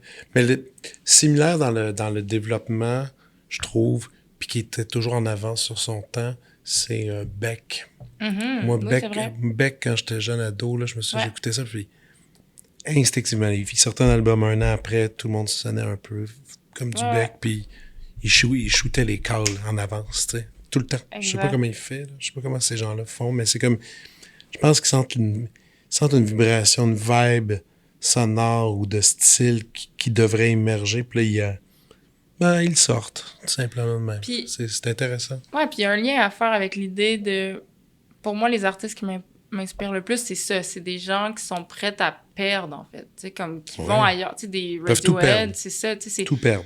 C'est, vous m'aimiez pour ça, mais moi, en ce moment, je file pour ça, puis j'y vais, puis go, tu sais. Puis Beck, c'est un bon exemple, tu sais. Quand il est arrivé avec, c'est quoi, le Morning Phase, tu sais, je veux dire, il reste que c'est fou comme album, mais là, il allait dans quelque chose de comme quasiment country, des fois. Puis, non, puis c'est ça, c'est fou, là, tu sais. Puis c'est ça, faut que tu prennes des risques, puis que tu assumes, puis que tu fais... mais il y en a, Dieu sait, il y en a combien qui ont pris des risques aussi, qui se sont plantés, là, tu sais. Oui, mais c'est pas grave, ça. J'avais entendu quelqu'un dire ça, mais je me rappelle plus c'était qui, mais cette idée-là que... Le problème avec les labels aussi en ce moment, c'est qu'ils veulent pas qu'on prenne des risques. T'sais, surtout si t'as réussi, mettons. Mais non. Si t'as réussi quelque chose, ils vont vouloir que tu refasses la même chose. Mais le risque que t'as pris au premier, là, que tu savais pas si ça allait marcher, mais faut que tu me laisses... si tu veux un autre hit, il va falloir que tu me laisses la possibilité de peut-être me tromper, parce que c'est ça aussi, c'est créer, c'est pas savoir que ça va marcher d'avance, puis ce qui marche ou ce qui est viral, ça existe pas, c'est inexplicable. C'est inexplicable. Tu le sais pas. Puis moi, c'est comme quand on me parle d'idées qui a déjà été fait, mais je suis comme, ça sera pas viral, ça marchera pas, comme, ce qui va devenir quelque chose, c'est quelque chose qui existe pas, puis qu'il va falloir l'essayer, puis... Fait que, ouais, je suis un peu... il faut cette liberté-là en tant qu'artiste, mais elle est dure à défendre parce que va falloir que ta fête, tu sais, on t'adonnera pas, tu sais, à moins que tu aies un gros succès. Mais j'ai l'impression que même à cette échelle-là, j'ai l'impression qu'il faut qu'ils fêtent. Eux autres, mais ça. C'est ça. C'est sûr. C'est ça. C'est... Mais écoute, même James Blake, je serais curieux de voir quand il arrive avec, je sais pas, sa proposition. Ouais, de quoi d'un peu différent. Mais justement, il est parti après Overground. Je pense Ouais, qu'il était après, avec il Sony, a switché, puis ouais, après, il est allé ailleurs. Ouais, Oui, des fois, il y a des gens qui sont respectueux, qui vont rester corrects avec qui ça. font confiance. Qui font confiance, ça existe, mais ça dépend. C'est vraiment... C'est touché. Comme on l'a dit, la musique change tellement en ce moment. Pas rien que le contenu musical, mais le milieu. Ben oui. Dans une transformation. Toi, quand tu fais tes pré-prod, tu mentionnais tantôt chalet. Mm-hmm. C'est quoi? C'est chalet avec quelques micros, puis... Faut que ça soit le plus boboche possible. Je crée... iPhone? Dictaphone? Pas en iPhone, mais tu sais, j'aime que ça soit pas un studio. Je pense pas que je serais capable de composer dans un studio. Dans un environnement qui est trop propice à ça. Mais, puis c'est surtout d'être tout seul, puis de m'obliger à le faire. Je pensais que tu amènes un laptop? Ouais, un laptop, guide, piano MIDI, puis un petit micro, là, puis that's it. Puis je pars... Emmanuel, c'est la première fois... J'ai comme changé ma façon de faire. T'sais, avant, je faisais tout en même temps. Tu faisais instrument et vocal. Ouais, puis je composais comme à improviser un peu. C'était comme plus... Il y avait quelque chose qui était peut-être un petit peu plus dans la spontanéité, puis dans l'espèce d'improvisation. Mais j'avais... Ça reste quand même que c'était mon 3e album, j'ai sorti des EP et tout ça, puis je me suis vue répéter les mêmes affaires. Puis là, OK, puis là, t'as fait... Je vais pas là. Je me suis tombée ses nerfs moi-même. T'sais. Puis là, j'ai fait, OK, il faut que je change ma façon. Fait que là, j'ai vraiment déconstruit. OK, quel genre de groove, là? OK, je vais bâtir un petit beat. Après ça, des accords qui m'inspirent. Après ça, une mélodie. Puis après ça, le texte. Puis j'ai trouvé ça intéressant Ça ressemble un peu à la production qu'on a faite, mais de vraiment me poser des questions à chaque étape. Puis d'être comme, ouais, ça, c'est le bon tempo, c'est cool. OK, ouais, les accords, ça m'inspire ça. Puis de pas nécessairement de composer une mélodie vocale en ne sachant pas encore de quoi ça parle, puis après ça, d'aller prendre des marches en écoutant moi qui fais des la-la-la, puis ou des... Ouais. Je pense pas que c'est des la-la-la que je fais, mais des genres de sons, puis me dire à quoi ça me fait penser, puis... Fait que d'être vraiment dans... Je pense que mes textes sont meilleurs pour ça aussi, sur cet album-là, parce que je me suis assis, puis je les ai écrits. Mais écoute, je me répète encore, tout est meilleur. C'est cool, ça. Ben oui. Tu sais, c'est comme genre... Les textes passent, mais la prise de voix, le mix, tout est... Je trouvais que... puis je dis pas que l'album d'avant, il est pas bon, c'est pas ça. C'est juste que il y a de l'amélioration, ça se stagne pas. Ben oui, c'est ça. Moi, ça, c'est cool, tu sais. Donc, puis ça... Mais regarde, t'as peut-être trouvé ton modèle de technique de travail, d'écriture qui peut-être te fit plus. Ben oui, vraiment. Puis c'est pas terminé non plus, là. Mais non, puis tu vois, là, dernièrement, j'ai écrit une chanson, puis ça s'est pas fait de même. J'avais un texte que j'avais écrit dans l'avion, puis là, Fait que je pense qu'il y a de quoi qui est ouvert à tout, là. Mais j'ai aimé ça, cette façon-là d'écrire, parce que je l'ai aussi trouvé efficace. Tu sais, j'allais en chalet, je partais 4 jours, je revenais avec des fois 3-4 tunes. C'est cool. Ouais, tu sais, l'album, je l'ai écrit vite quand même. Mais là, t'es en processus d'écriture en ce moment?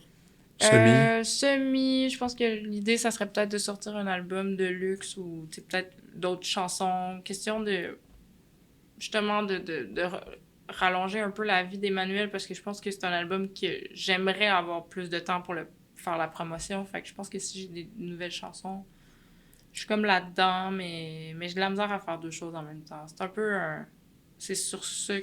Je travaille là-dessus, d'être capable de créer plus souvent. J'ai tendance à faire ça en bloc, là, tu sais, genre, je crée, puis après ça, je crée plus pendant 2 ans, puis... Mais là, j'aimerais ça... Après, c'est les shows, ouais, c'est les... Bon. Mais là, j'aimerais ça être capable de le faire cet été, mais je pense que c'est ça. Il va falloir que je me loue quelque chose. Il va falloir que ça marche bien quand je m'oblige, tu sais, justement. Donc, tu fais comme... je vais faire bientôt un épisode avec Spencer Kruger. Connais-tu Spencer? Non. C'est le chanteur de... jadis, le band n'existe plus, là, mais Wolf Parade. OK, oui, oui. Puis Spencer... Pardon, j'ai échappé une balle. Non, c'est correct. Je vais la ramasser après. C'est beau. Spencer, que j'adore, c'est lui le chanteur, c'est lui le frontman, c'est lui qui écrivait les tunes, tout ça. C'est une espèce de voix très... parfois nasillarde, parfois dans des aigus, mais toujours chargé d'émotions. Le band a arrêté, après il y a eu d'autres bands. Il fait toutes sortes de trucs. Mais ce qu'il a fait, il a mis sur pied, ça fait maintenant quelques années, un Patreon. OK. Puis son Patreon, c'est que tu t'abonnes. Bon, le gars, il aime bien, il écrit beaucoup des short stories. OK. Puis, si tu t'abonnes, à tous les vendredis, il y a une nouvelle chanson. Tous les vendredis, il y a une nouvelle tune. Qui fait... Elle n'est jamais full produite, Ouais. mais ça va être genre guitare, piano, voix, machin. Il va mettre un peu de perk, tout ça, mais il va écrire un texte. Puis à tous les mois, il publie un short novel qui est juste disponible là-dessus. Malade. Puis, écoute, il s'est ramassé à peu près 1000 fans qui payent genre 10$ par mois. Là, des vrais fans, des gens qui adorent Spencer. T'sais. Puis il est super cool parce que sur son Patreon, il échange avec eux autres, il écrit. Tout le monde a vraiment l'impression de le connaître. Quand il part en tournée avec ses affaires, c'est tout le temps plein. Mais il a fait ce modèle-là, puis ça l'a comme... Parce c'est ça qu'il fallait qu'il trouve quelque chose à offrir. Ben oui. Mais la chanson du vendredi, c'était ça l'affaire. Puis ça lui donne un... À travers ces chansons du vendredi-là, ben, il trouve du matériel pour faire ses albums solo. Ben oui, c'est clair. Mais... Monday. Mais oui, vraiment. Puis j'avais été faire un podcast avec Thomas Levac, là, qui est couple ouvert et tout, puis c'est ça qu'il m'avait dit, en fait. Il était genre, je comprends pas pourquoi les musiciens, vous servez pas plus de Patreon. Parce qu'en ce moment, Patreon, c'est beaucoup le podcast, mais à la base, ça a été inventé par des gens de la musique, pour la musique, tu sais. Ouais. Puis il était comme, pour moi, il dit, je vois juste que l'avenir est là, tu sais. Puis ça fait du sens, tu sais, parce que, tu sais, j'avais déjà entendu ça, qu'il suffit d'avoir 1000 fans pour vivre de sa musique, puis je le crois, tu sais. Moi, puis là, tu sais, là, je dis 10$, c'est beaucoup, là, mais tu sais, mettons, même 1000 fans à 3$, là, c'est fou. À 3$, là. T'as comme un fond de base qui te permet, un, de vivre, deux, de faire de la musique, puis écoute, tu te fais une base de tunes qui n'a pas de bon sens. D'être obligé à créer, c'est le fun aussi d'avoir cette rencontre-là avec soi, puis d'être comme, OK, là, j'ai quelque chose, faut que je le fasse. Tu peux faire des Q&A, tu peux faire des shows de salon live, c'est comme... les humoristes, c'est ça, ils l'utilisent beaucoup. Ouais. C'est comme utile pour eux autres. Ils ont du contenu... les podcasts, beaucoup en ce moment, puis tu sais, énormément, mais c'est vrai que... Tu sais, le pire, c'est ça. Puis Thomas, il m'avait dit, le mythe, c'est de penser qu'il faut que t'en donnes beaucoup, mais il dit pas tant... Tu sais, comme, dans le sens que t'as pas besoin de faire tant que ça. Tu sais, là, lui, il fait une chanson à chaque vendredi, mais ça peut être beaucoup moins, puis dans le sens qu'il y a comme un... On pense que c'est beaucoup de commitment, mais je pense que c'est un peu d'organisation, mais c'est un peu d'organisation, mais c'est aussi, pourtant pour 3$ par mois, ça représente, tu sais, 36$ par année. Tu sais, c'est pas... C'est comme une belle façon de t'appuyer. D'encourager, ben oui, ben oui. Puis ils l'achèteront. Tu sais, les albums sont moins achetés. C'est comme l'album qui t'achète. C'est juste qu'à place qu'ils t'encouragent avec ça sur le Patreon, puis toi, en plus, ça génère des idées. En tout cas, moi, on sauve-tu un Patreon? On fait ça. Non, mais c'est fou. Quand il m'avait dit ça, j'avais trouvé que c'est vraiment une bonne idée. Même dernièrement, j'ai entendu un truc de gens qui font des... Ah, c'était quoi déjà?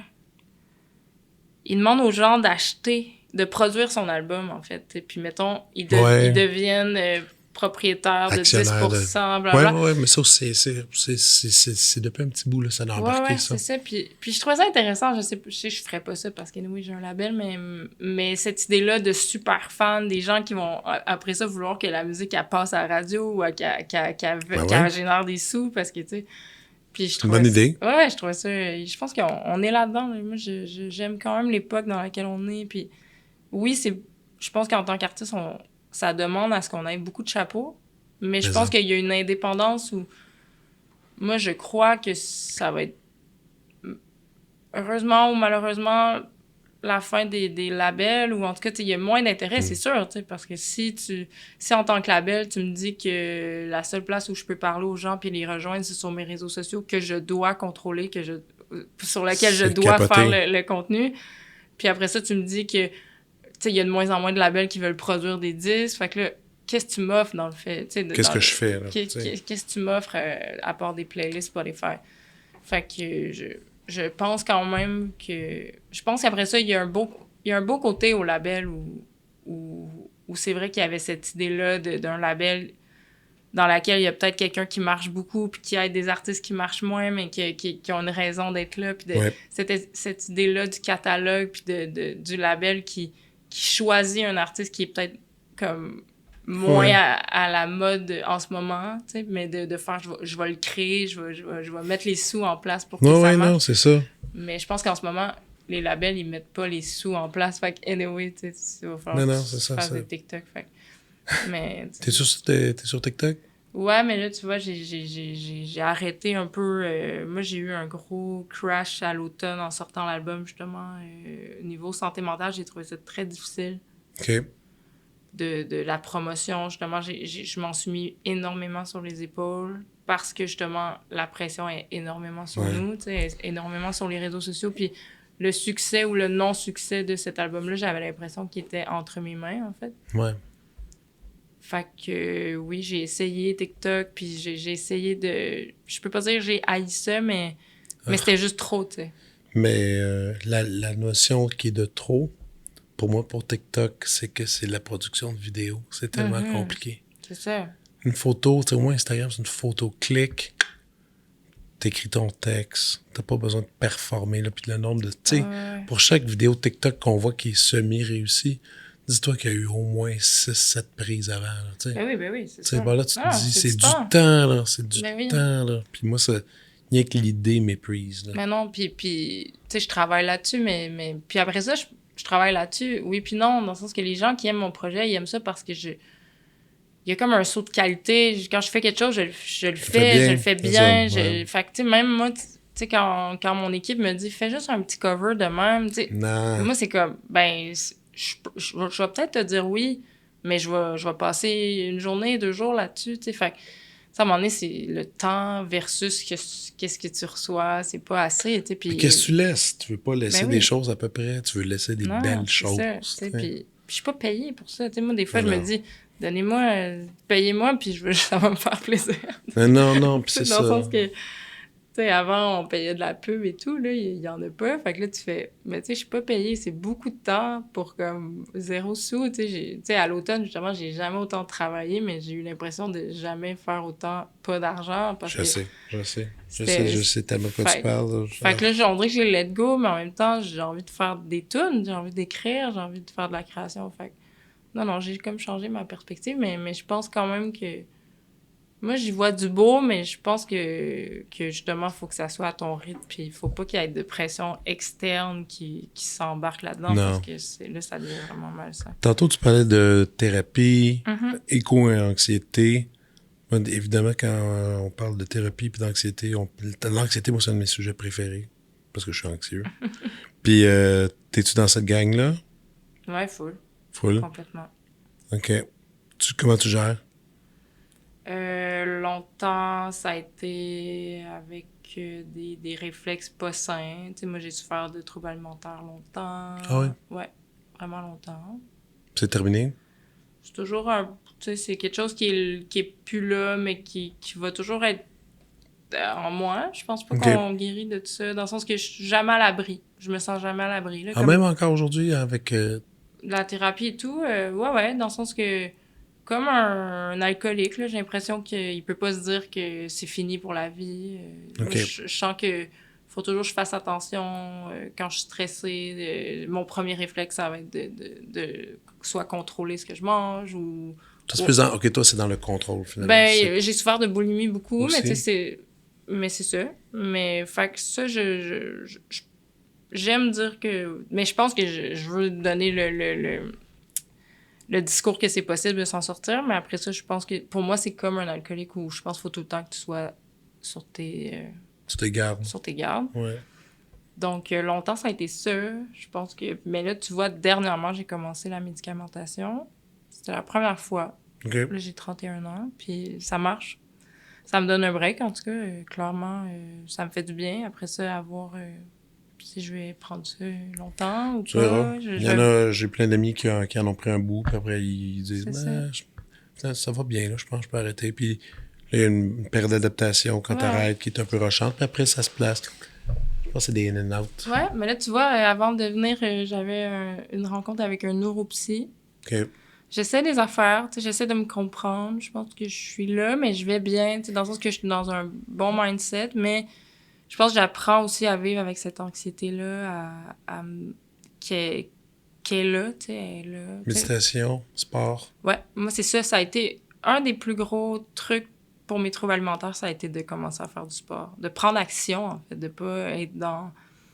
Je pense que, tu sais, tout ce qui est alcool, drogue, même des troubles alimentaires, pour moi, c'est des portes c'est des échappatoires, puis c'est de l'automédicamentation, mais c'est aussi une porte de sortie comme facile, entre guillemets. Même si c'est pas facile, puis les répercussions sont énormes, mais de faire du sport, c'est comme, ça demande un effort, mais il y a comme tout ce qui vient après, l'espèce de sentiment de fierté, puis de gratitude, puis de... Ah oui. Ça, j'avais vraiment minimisé à quel point ça... C'est quoi ton jam? C'est quoi ton sport? Je jogue des 5 km ici et là. There you go. Ouais. Ouais. Puis yoga. Puis je pense qu'il y a eu une... J'en parlais tantôt, mais il y a eu une phase d'adaptation où je pense qu'il y a eu un moment où c'était pas si sain, tu sais, dans le sens que fallait que je cours, fallait que je fasse du yoga pour manger, ou fallait que... Tu sais, c'était beaucoup plus torsionnaire, mettons. Mais c'était quand même plus sain que pas, tu sais. Fait que pour moi, c'est comme... Quand les gens m'en parlent, ou quand, tu sais, veux pas, quand tu t'ouvres un peu sur les troubles alimentaires, des fois, t'as des échos de gens qui t'en parlent. Puis moi, c'est le premier conseil que je donne, tu sais, c'est fais du sport. Moi, je pense que de juste prendre action, puis de faire bouger cette chose-là, ça aide tellement d'affaires, puis... Non, ça te centre. Oui, vraiment. Puis à la limite, tu sais, moi, je suis je suis un peu addict dans ma personnalité, dans ma personne, puis être addict au sport, c'est quand même une belle addiction. Là. Ouais, c'est ça. C'est pas si mauvais. Non, c'est ça. Puis tu vois, ça fait comme 1 an que je trouve que j'ai réussi à... Là, ma relation avec le sport est saine, tu sais, mais ça a pris le temps que ça a pris, puis je trouve que j'ai pas essayé. Tu sais, je l'entends, le discours, en ce moment, il y a aussi le... Tu sais, si ça te tente pas, tu sais, faut pas que tu te fasses violence et tout, puis je l'entends, puis je le comprends, mais moi, ça a pas été par ce chemin-là, ma guérison. Tu sais, ça a vraiment été... Il a fallu que je sois obsessionnelle, mais dans quelque chose d'un peu plus sain, puis de tranquillement être moins obsessionnelle, mais... Pour moi, le gap de contrôler tout ce que je mange, me faire vomir, blablabla, à je mange ce que je veux, puis je me sens jamais mal, puis je suis bien dans ma peau, tu sais, il était énorme. Ouais. Puis pour moi, c'était pas... J'avais pas envie de ça. Fait que le sport, ça m'aide encore aujourd'hui énormément. Là, il y a la médicamentation, mais j'essaie d'autres choses. Tu sais, je suis en thérapie et tout, mais en même temps, ça fait... Les shrooms. Oui, c'est ça. C'est une nouvelle affaire. Aujourd'hui, Madame Plante, notre mairesse, il y avait une compagnie de shrooms qui est à Toronto, qui voulait s'établir à Montréal, puis ils les ont chassés, ils viennent pas. Ils veulent pas. Je suis un peu surpris. Ah ouais, mais... Ça va venir plus vite qu'on pense, anyway. Ben oui. Non. C'est déjà on. Je veux dire, c'est à Montréal, de façon illégale, là, mais oui, vraiment. C'est complètement présent. Là. Ben oui. Non, un peu, mais pas... Un bout, justement, avant de prendre des antidépresseurs, tu sais, souvent, mon réflexe, c'était de prendre du CBD, des trucs de même, puis... Tu sais, c'est juste qu'à un moment donné, c'était beaucoup de détours pour pas prendre de médicamentation. Tu sais, à un moment donné, je me suis dit, bon, là, je vais juste l'essayer, là, parce que... Ouais. Puis ça fonctionne, fait que je veux dire, c'est cool. Ouais, pas pour l'instant, puis après tu verras, tu sais. C'est ça, complètement. Zéro stress. Et le temps passe, on va aller maintenant à la prescription. Oui.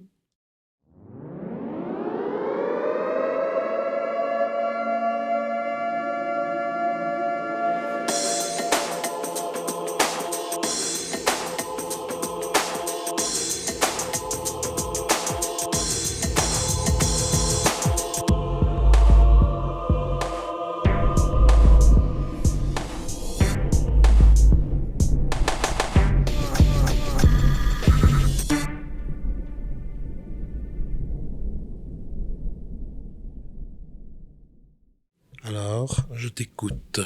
Il y a combien de prescriptions faut que je te fasse? Tu as le droit de faire ce que tu veux. D'habitude, je dis, mettons, minimum.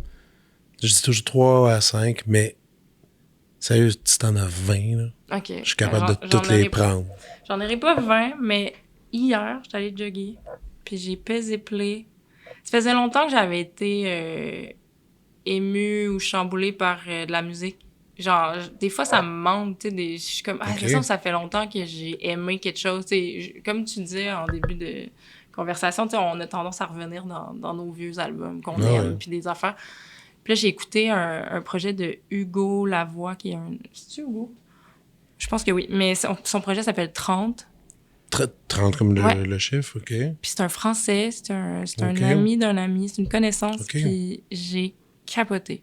J'ai Ok. vraiment trouvé ça beau, d'une beauté que ça faisait longtemps que j'avais reçu. C'est des textes magnifiques, c'est en français. Il y a quelque chose, au Québec, on pourrait le comparer à un genre de Jimmy Hunt, mais c'est plus que ça. Ah oui! Oui. Oui, je sais c'est quoi. Oui, c'est super bon. C'est très drôle parce que j'ai reçu Samuel Quentin, BDiste. Oui. Puis c'était dans sa recommandation. Ah, Oui, ouais. oui, oui. Malade. Mais lui, il m'avait c'était surtout une chanson. Il m'avait dit la chanson La Fête. Oui.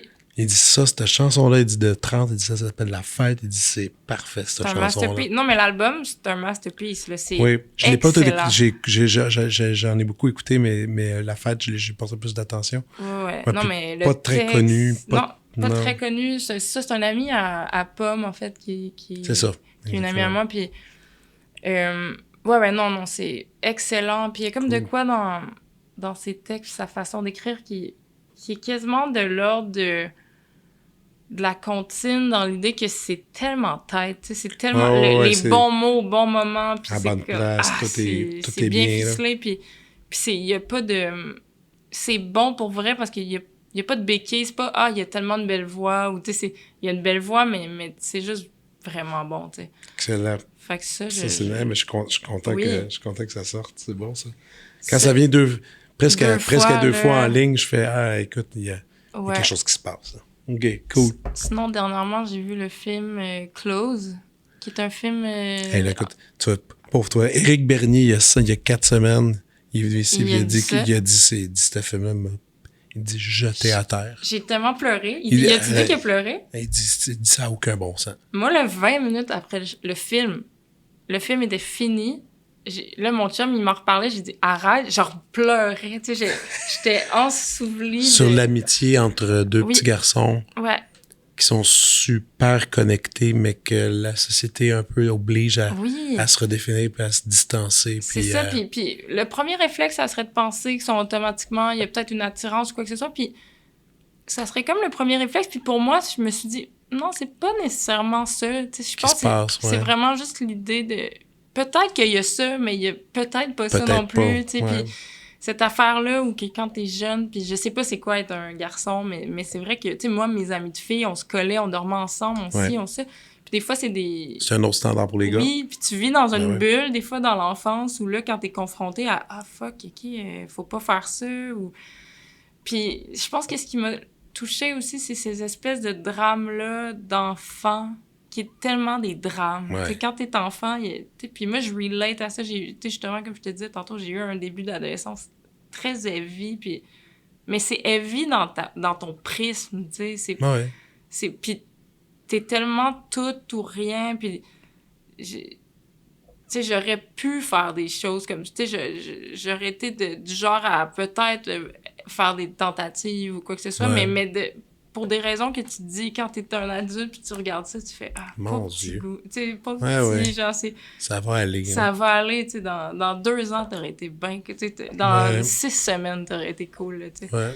Puis ça m'a... C'est ça, je pense que c'est ce rapport-là à l'enfance où tu te dis, c'est tellement intense, être des pré-ados, ados... Mais les deux petits, en tout cas, moi, parce que c'est il est sur la liste des films qu'il faut que je vois avec ma blonde, puis j'ai vu la bande-annonce quelquefois, puis ça a l'air formidable. C'est fou, tu sais, puis en plus, c'est ça, la photo de ça, c'est incroyable. Puis les deux jeunes garçons ont l'air super bons. Ah ouais. Puis moi, il y a un jeu, ce jeu-là, chez l'enfant, qui est un peu surjoué, mais qui est une vérité. Moi, j'adore ce jeu-là. Tu sais, du cinéma direct, souvent, je suis très touchée par ça parce que des fois, puis surtout en ce moment dans le cinéma, on est dans l'hyper-réalisme, mais des fois, un réalisme qui n'existe pas. Personne parle de même. Personne ne se coupe jamais la parole. Personne fait des envolées lyriques comme quand t'es en tabarnak, ça sort pas bien. Tu t'enfermes dans tes mots, puis des fois, des non-acteurs ou des acteurs très jeunes, il y a cette chose-là, il y a ce genre de maladresse-là que j'adore, mais qui, moi, me fait penser à la vraie vie. Comme moi, mon grand frère qui est un peu sur le spectre, tu sais, quand il parle, il chante, tu sais, il surjoue, tu sais, même dans la vie, il a l'air de OK. tu sais, mais je pense qu'il y a bien des gens qui s'expriment pas si bien que ça, puis qui ont l'air des fois de pas bien jouer, mais c'est ça. Ouais, mais c'est juste qu'ils sont comme ça. Oui, c'est Ouais, ça. t'sais. Puis ce film-là, il y a des scènes comme ça où à un moment donné, le petit gars, il va voir sa prof, puis tu pourrais penser qu'il joue pas bien, mais non, en fait, il joue super bien. Parce que c'est le même que tu t'es quand t'interagis avec comme quelqu'un que t'es pas bien. Puis ouais, ça me touche, cette nuance-là de jeu. Cool. C'est ça. Ouais, vraiment. Parfait. Puis sinon, quoi d'autre que je voulais te parler? Il y avait ça que j'ai vraiment été chamboulée. Un livre que j'ai lu aussi. Dernièrement, j'ai lu Quel connard? Cher connard de Cher connard. Virginia Despentes. Ouais. OK. Virginie Despentes. Je ne connais pas. C'était une genre de correspondance entre... c'est une fiction. Fait que déjà là, moi, je trouvais ça super intéressant. Puis, tu sais, des fois, je lis des affaires où tu vois des films où tu te dis comment qu'elle a fait pour écrire ça, par où elle a pris ça. Parce que c'est une fausse correspondance. Fait qu'il y a toute cette affaire-là de jongler avec deux personnages qui s'écrivent. Puis, c'est l'histoire de, justement, une actrice qui vieillit, qui, pour une raison, a fini par avoir une correspondance avec un auteur qui se fait call-out, tu sais. OK. Puis pendant qu'ils s'écrivent... Tu parles genre MeToo? Un genre de vraiment? MeToo, OK. ouais. Puis ils s'écrivent pendant que ça arrive. Puis là, tu sais, elle est vraiment du bord de la victime, mais ils continuent à s'écrire. Puis j'ai adoré le livre parce que ça... Tu sais, dans ce mouvement-là qui était, avec raison, avait le droit d'être extrême. Je pense que c'est correct d'aller dans des extrêmes pour remettre les balanciers du bon côté, mais elle apporte des nuances super pertinentes par rapport au cheminement que quelqu'un qui se fait call-out peut avoir. Tu sais, quand tu penses à des Marie-Pierre Morin qui je la connais pas du tout, mais en ce moment semble réfléchir, puis en même temps, de l'autre bord, tu te dis, ben la victime, elle a le droit d'être en tabarnak, puis peut-être qu'elle va être en tabarnak toute sa vie, puis elle a le droit de pas accorder un pardon, puis... Mais tout ça qui a le droit d'exister, là... Ouais. De cohabiter, là. Oui, de cohabiter, puis de faire comme... Une personne peut apprendre de ses erreurs, puis devenir réellement une meilleure personne. C'est ce qui arrive dans le livre. C'est plus que le livre avance, plus que il va en thérapie, il est en désintox et tout, puis tu vois qu'il chemine. T'sais, au début, il est vraiment réfractaire, puis c'est comme, hey, c'est pas mou, voilà, tu sais. Vraiment le discours de base qu'on entend, là. Puis là, plus que ça va, il arrive des affaires qui fait qu'il chemine, mais au final, la victime en question, il accordera jamais son pardon, puis elle a raison, elle a le droit. T'sais, pas qu'elle a raison, mais elle a le droit, c'est son affaire. Mais je trouve que l'auteur réussit tellement bien à naviguer là-dedans, puis à nous faire se questionner, puis en même temps de donner aucune réponse nécessairement, dans le sens qu'il n'y en a pas. Il n'y a pas de bonne réponse à ça. C'est juste que je veux vivre dans un monde où on peut évoluer. Des erreurs sont dans l'obligation de donner, s'accorder cette... Non, c'est sûr que dans le cas de Marie-Pierre Morin, c'est intéressant. Oui. Parce que c'est intéressant de l'observer, puis tu fais...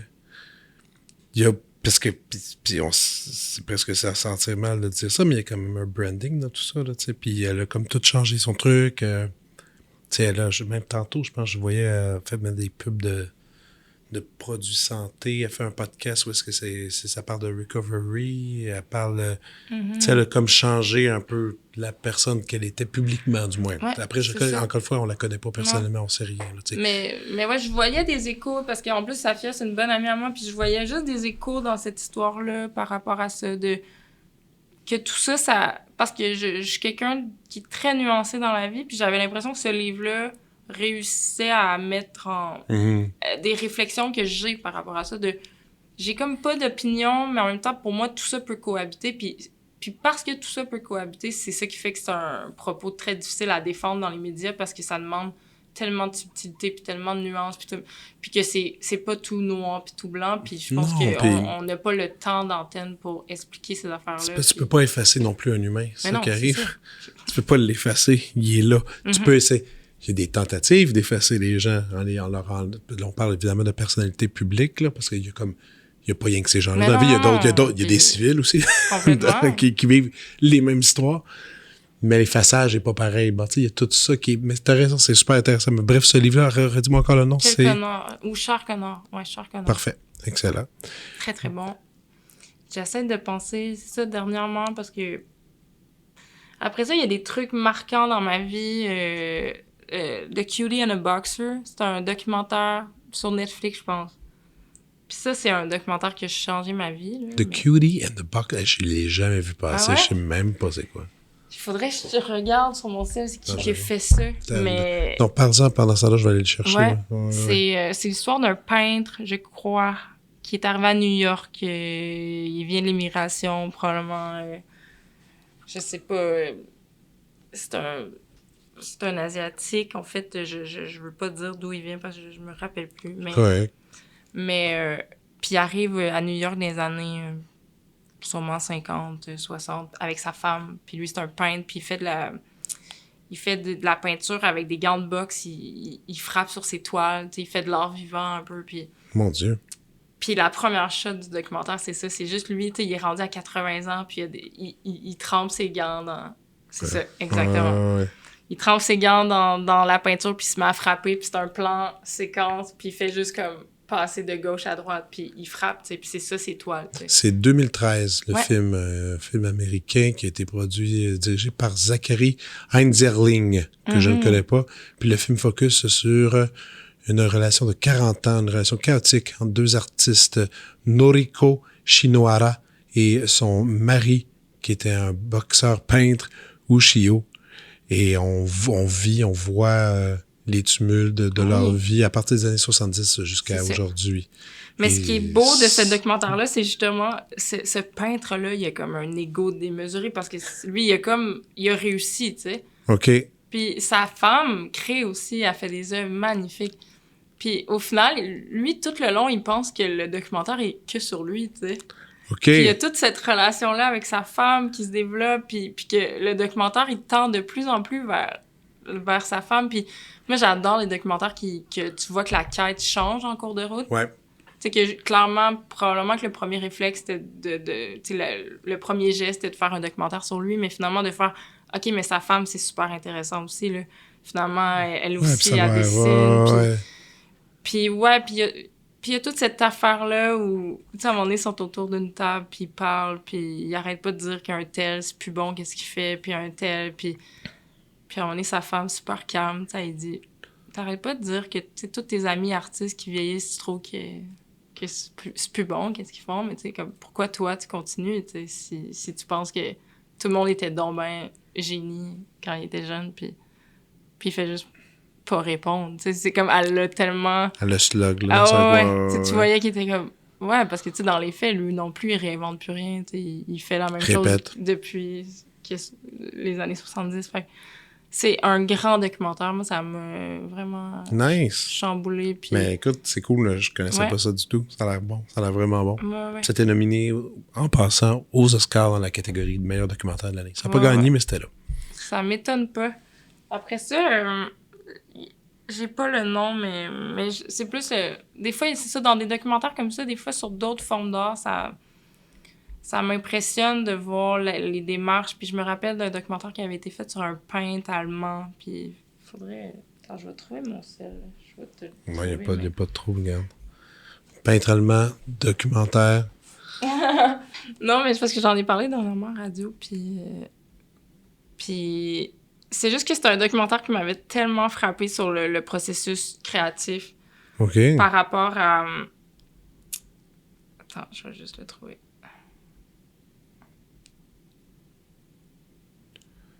Tu sais, il y a tellement... Mais ça, c'est cool que tu fasses ça, je trouve, d'aller chercher dans, justement, d'aller voir un peu les autres, qu'est-ce qu'ils font pour comprendre un peu mieux. Mm-hmm. Après tu essaies d'appliquer ça à tes trucs, ça marche des fois ça marche pas. Là. C'était pas Gérard Richter? Oui, direct ça. Ah ouais, c'est ça. Ouais. Qui est disponible partout gratuitement, puis il est même sur YouTube. Ben oui, ce documentaire-là, j'avais capoté parce que c'est un peintre qui, à la base, fait lui, il faisait des portraits, tu sais, il fait Ouais. de l'hyper-réalisme, tout ça. Puis à un moment donné, en fin de parcours, puis en fin de carrière, il se met à faire de l'abstrait. c'est super beau, puis tu le vois, tu le vois peindre, en fait. Puis tu vois à quel point il est pas capable d'arrêter, tu sais. Puis au début, c'est plein de couleurs. Puis à un moment donné, ils reviennent le lendemain. Là, il a comme rajouté des affaires, puis rajouté des affaires. Puis à tellement de moments dans le documentaire, tu te dis « Arrête! Laisse ça comme ça. » Genre, c'est malade. Puis Chris, il finit, il fait l'expo, puis c'est toutes des toiles grises. Ouais. Puis là, t'es comme... T'as vu le processus, t'as vu à quel point en dessous de ce gris-là, Il cachait plein d'affaires. Hein. il y a 100 chefs-d'œuvre, tu sais, mais ça finit par du gris, puis ce gris-là, il est beau parce qu'il y a tout ça, tu sais, aussi, tu sais, il est pas vide de sens, mais regarder ce film-là, c'est comme un supplice, un peu, t'es comme... OK. Puis ça a été une belle leçon, en fait, de justement en musique, à quel point, des fois, on peut être pas capable d'arrêter, tu sais, puis des fois, peut-être, passer à côté d'une chanson qui est là déjà, puis qu'il y a déjà quelque chose, mais notre premier réflexe, c'est de penser qu'il manque quelque chose, puis ci, puis ça. Moi, ça a été une belle leçon de me dire, hey, j'aimerais ça Parce que oui, c'est beau l'expo, tout est gris, mais, tu sais, je sais pas, il y a tellement de moments, je me suis dit, mais je sais pas, est-ce qu'il a détruit quelque chose? Peut-être, je sais pas. Il y a une réflexion à avoir, tu sais, de faire... Tu sais, là, il finit avec une expo où tout est gris, tu sais, c'est quand même fort, tu sais, c'est ça, c'est comme tu dis, est-ce que c'est juste parce qu'il a pas su arrêter? Parce que justement, tu sais, je sais pas c'est quoi peindre, mais... Ou peut-être juste qu'il aimait le geste, comme tu dis, il répétait le geste, donc c'est long, c'est répétitif, il aimait la beauté que ça se réalisait, puis il aimait la noirceur qui s'en dégageait, tu sais, il y a comme plein de discours qui peuvent se dégager là-dedans, tu sais. Je connais pas la peinture, mais justement, dans le documentaire, souvent, en fait, il est en bataille, tu sais, puis c'est qu'il arrive, puis je pense qu'il y a un truc de lumière, des fois, en peinture, puis que tu peux tuer la lumière, puis lui, c'est ça qui arrivait, en fait. Il arrivait à quelque chose, puis là, il rajoutait le coup de trop, puis là, ça fait qu'il faut tout qu'il recommence, tu sais, en fait. C'est que même s'il y a plein de couleurs, mais là, soudainement, il y a plus de lumière, fait que là, OK, là, il recommençait, blablabla. Puis je pense que c'est là que j'ai fait... tu sais, le coup de plus, là, des fois, il peut tout tuer. Il peut ruiner quelque chose. Puis moi, tu vois, sur l'album, là, si je peux faire un lien, c'est la chanson de Non Merci, qui est comme la chanson la plus pop, tu sais, pourrait avoir l'air un peu facile comme ça. C'est une chanson avec laquelle on a galéré, puis qu'il a fallu à un moment, c'était super le fun de le faire, là, mais on a pris toutes les bounds qu'on avait, puis on a reculé. Tu sais, au lieu de... On n'a pas parti d'en bas, on a fait, OK, on part de ce qu'on a là, puis on recule. OK. Puis de faire ça, j'ai vu où est-ce qu'on s'était perdu, tu sais. J'ai vu... Ah, mais c'est un bon processus, oui, j'ai vu le moment où là, on est allé dans... Quand on a rajouté ça, ça a commencé à chier. Ça a chié, en fait, c'est comme... Puis ça a été la base, tu sais. Moi, à la base, j'avais composé la chanson sur une riff de Splice, puis c'était comme une riff de bass quand même busy, puis là, on avait été en studio, on a fait la bass avec un musicien X.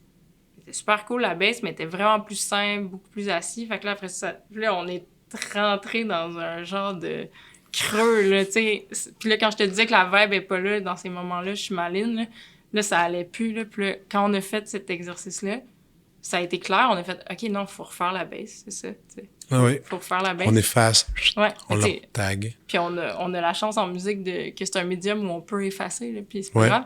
Mais je repense beaucoup à ce documentaire-là par rapport au processus, puis d'essayer de pas mettre ce coup de pinceau fatal. Là, de trop, tu sais. Puis, fait que d'avoir le luxe de... Mais en fait, je pense que c'est important dans un processus d'aller réécouter le premier jet des fois, puis de se rappeler c'était quoi, tu sais, parce que des fois, tu peux l'oublier, t'es comme rendu tellement loin. Puis... C'est vrai. Non, c'est vrai. Fait que, cool. Hey, mais là, c'est des super suggestions. Merci beaucoup. Puis, est-ce que tu as des shows que tu veux annoncer? Ben là, je sais pas quand ça sort. Lundi. Donc, tu peux... Bon, ben, je joue Franco, le mardi. Fait que le lendemain. Excellent. C'est-tu extérieur, intérieur? Oui, extérieur, sur la scène là, tout Québec, à 6h, 18h. On sera là. Cool. Alors, merci. À bientôt. Vous venez d'écouter La Prescription avec Dr. Fred Lambert. À l'animation, Frédéric Lambert. Réalisation, montage, recherche et bons conseils, Olivier Chamberlain. Au logo, Joël Vaudreuil. La musique, le groupe Crab. Jérôme Minière, Philippe B., Ben Chimie, Guillaume Beaulieu et Vincent Vertefeuille. Merci d'avoir été à l'écoute et à bientôt.